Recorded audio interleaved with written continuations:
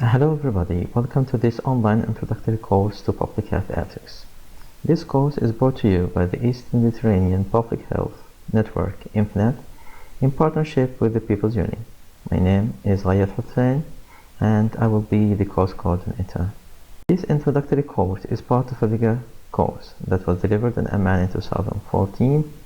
The overall objectives of this Public Health Ethics course are to consider critically a range of conceptual and ethical issues in public health, as you are aware that in public health there are many instances and situations in which there are ethical issues that we need to consider. This course will help us to consider them in a systematic way, as we will see.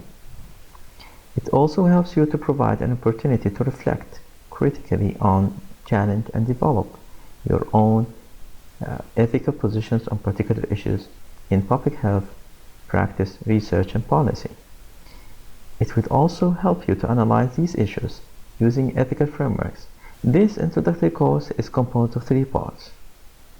The first part is the introduction to public health ethics, in which we'll be discussing public health compared to clinical care, with focus on the ethical issues in each of the 2 fields. Then we'll be introduced to what is meant by ethics. What do we mean by ethics? Bioethics.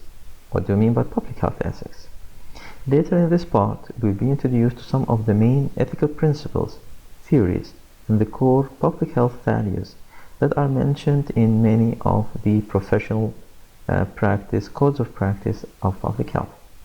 In this part also, we will explore some philosophical aspects. Don't worry, it will be without much details. We will outline some of the classifications and examples of philosophical schools of thought. In the last section of this part, we will demonstrate some of the core values in public health, which will be derived from a number of international codes of practice for public health practitioners. The last part of this course will have that what we will have learned in the first and second parts in one of the public health interventions, which is vaccination. The main aim of that part is to examine the scope of the ethical issues in vaccination. Let's focus on the arguments for those who are pro or supporting the vaccination and those who are anti-vaccination groups. Our learning methods, we have a variety of learning methods. Following each part, there will be a list of readings that we do suggest that you read at least one of them prior to watching this presentation or any other presentation or attending the live sessions. The presentations and the short videos based on them will be made free for you to download. All the trainees are expected to spend at least 1 hour a day during the period of this course. There will be online group discussions that you are required to participate in actively and in a constructive way indeed. This participation will be part of your assessment, so you need to participate in an active way. It reflects the extent you have understood the readings and the presented material. There will be also some problems and cases for discussion. In addition, you may have 1 or 2 cases to be submitted as assignments. Last but not least, we should be learning from each other's experiences, perspectives, and arguments as well. Remember that an important aspect of ethics learning is done independently, through readings, reflections, and arguments. You will be assessed using a variety of methods.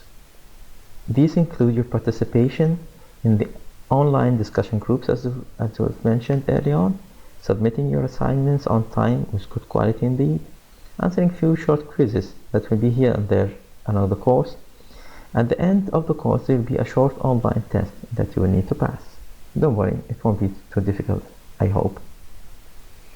Finally, you'll be asked to do at least one practical activity, which is expected to be of at least 30 minutes after the course. An example of these activities include, for example, writing about a public health ethical issue in a local newspaper, or give a talk to your colleagues at work about a public health ethical issue, or perhaps prepare an advocacy or a teaching material about an ethical issue in public health. Indeed, you are free to innovate any other practical activity you think is relevant. In the last part of this video, we would like to remind you that Your involvement is the best way to make best use of this online learning experience. This can be done through active participation, to have the courage to ask if something is not clear, or to express your opinion in a positive way and indeed with respect to others as well. Reading is very important before watching and to contribute to the discussions actively. Finally, make sure you submit your assignments on time. Best wishes and see you in the next part of this course.